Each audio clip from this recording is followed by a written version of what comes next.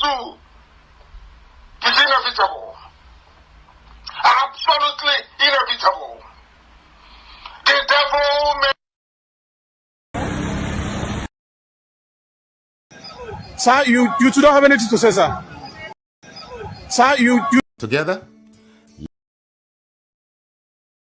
Here we have come to enlighten and to educate without any apologies to anybody, without mincing words, without fear before our enemies, determined and resolute, indestructible, undeflectable. There is nothing the enemy can do. Our cause is strength. We are on autopilot. I can assure you. Strength. We are on autopilot. I can assure you. We are on autopilot. I can assure you. We are on autopilot. I can assure you. We are on autopilot. I can assure you. We are on autopilot. I can assure you. And the precipitous collapse of the zoo is inevitable. Absolutely inevitable. The devil may... Fellow Nigerian, in search of excellence for Africa, my mission remains to create awareness, advance practical solutions, and transform mindsets via case studies. Together, let's midwife deliverance for our race, country, and continent. Please share this video. I am Dr. Israel Noyerem Davidson. Thank you. In 2001, US-led forces overthrew a Taliban-led Afghan government following the 9/11 attacks led by the Al-Qaeda leader Osama bin Laden. For the next 20 years, the US and allies enforced democratic ideals, built up Afghan security forces, and provided operational air cover. The Taliban continued to attacks. Now, eventually, under President Trump, the US promised to pull out if Taliban agreed to stop attacks and hosting terrorist groups. Today, the Taliban militants have declared Islamic Emirate of Afghanistan and overrun most of the country at lightning speed with little or no resistance from the 300,000 US trained and heavily equipped Afghan forces. US general could not believe an army could crumble at that rate.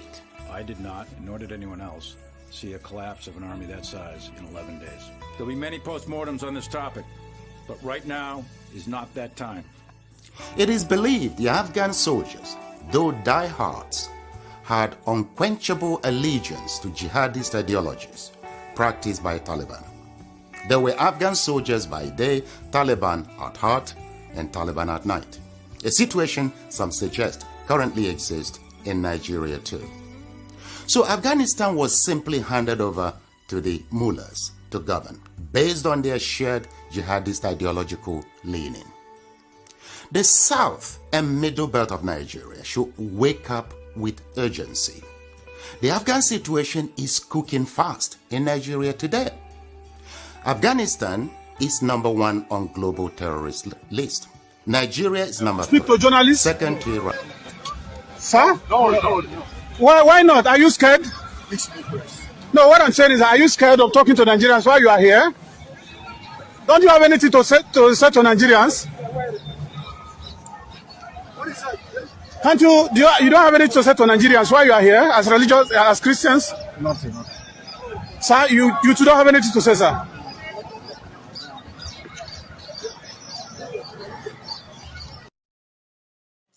Everywhere you go was complete lockdown. I want to tell you that this is the best lockdown so far. Lockdown, protest, ever. We love you! We love you! We love you! We love you! People are happy! People are happy! People are happy! People are happy! Everybody's getting happy! Everybody's getting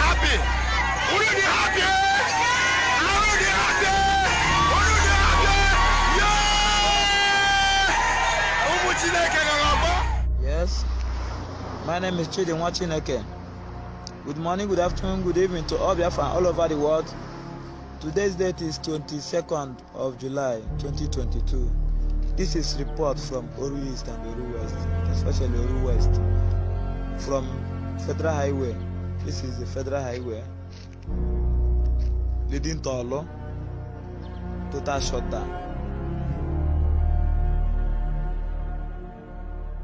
As you can see, this is the kids. As we arrive, nobody pay this package except this card. Let me show you the other side and the upper side. Everybody's just hanging on. As you see,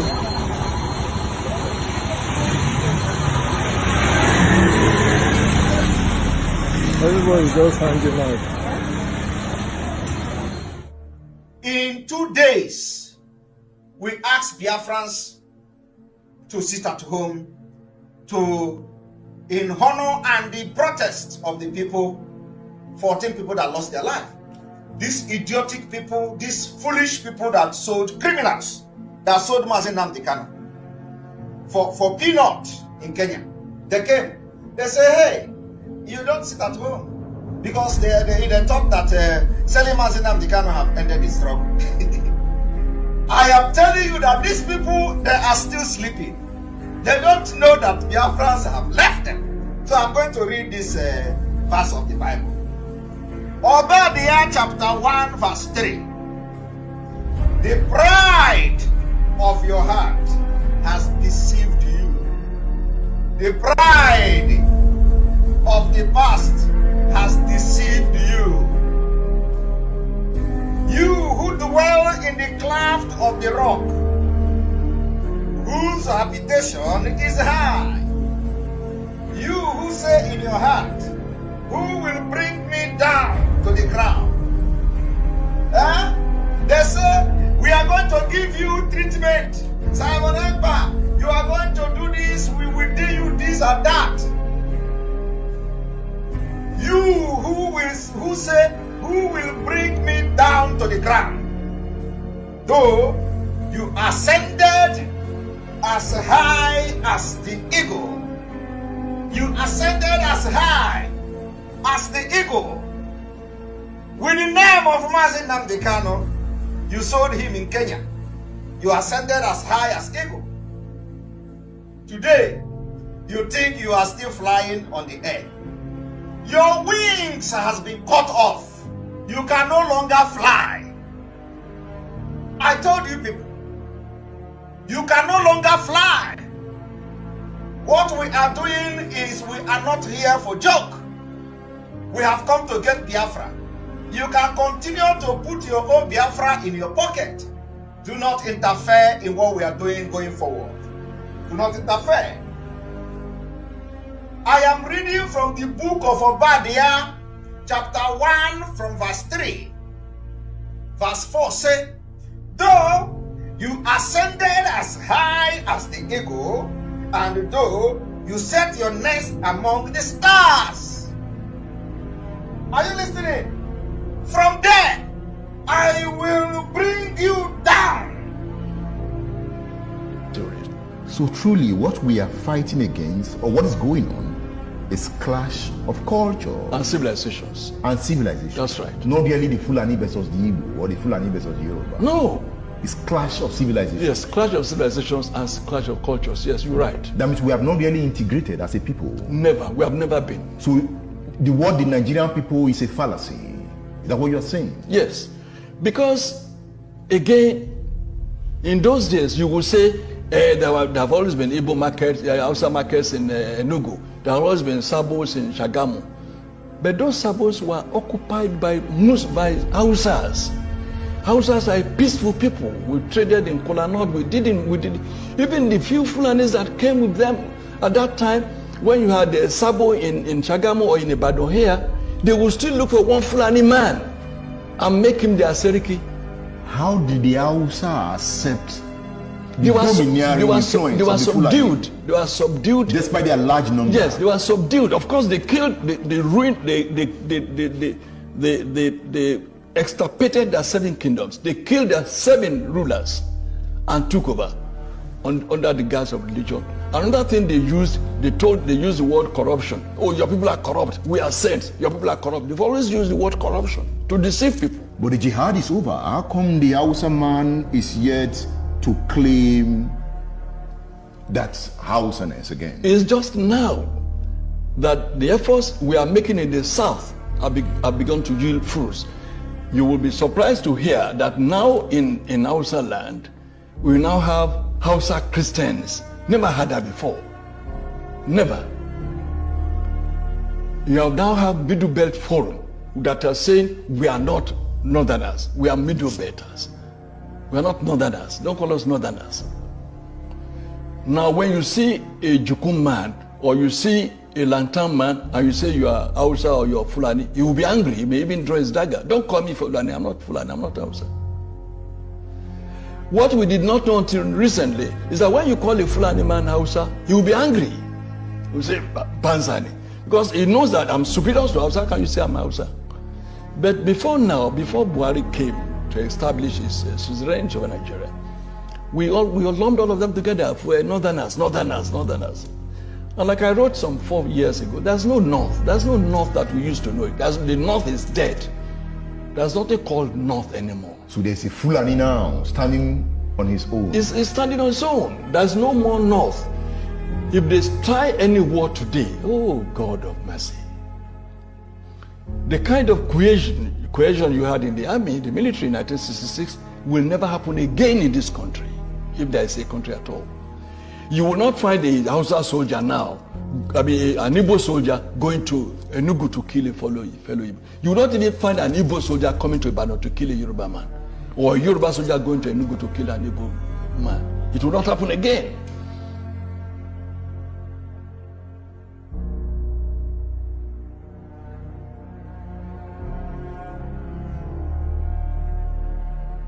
How many of you remember that yesterday, Nigeria with their agent, they wrote on newspaper, they say there is no seat at home. They say we did not order seat at home. They say anybody, and we begin to ask question, did anybody say anybody orders it? We ordered the seat at home because we are fighting for the freedom and the best interest of Biafra people. So they came. Nigerian news media was flashing, no sit at home, no sit at home. They say, they call those criminals, say, come and write, go, come and do broadcast. Oh, this guy is taking over. Oh, these people are taking over. Come and do broadcast. They came. They ran on social media and nobody listened to them. While we had 16,000 Biafrans and our well-wishers watching live our program, they had only 120 watching them on Radio Biafra. Only 120. And that 120, I am telling you, 50% of the 120 watching them are autopilot. They only went there to know how many people are watching, thereby counting them to be among 120. While our YouTube had 4,000 people listening to the gospel of the redemption, they had only 120 watching them. They say they have come to cancel the sit at home. And I do not know whether they are part of us. I don't know whether they are part of us. I am asking you, Biafra people, are the criminals part of us? They are not part of us. And they are yet to realize it. They are yet to realize that they are no longer part of us. So they came. Giddy, kitty kata, on Radio Biafra. They say, we did not order sit at home. He is not a member of IPOB. He is not he's autopilot. He is a criminal. He is what did they say again? They say he is interpreter. He is this. Nobody should listen to him. Nigeria government hired him. He is working with Nigeria government. Hey! They spitted all this nonsense as usual. And the worst part of it is that they no longer look like human beings. They are looking like washokored, idiotic, stupid, nincompoop.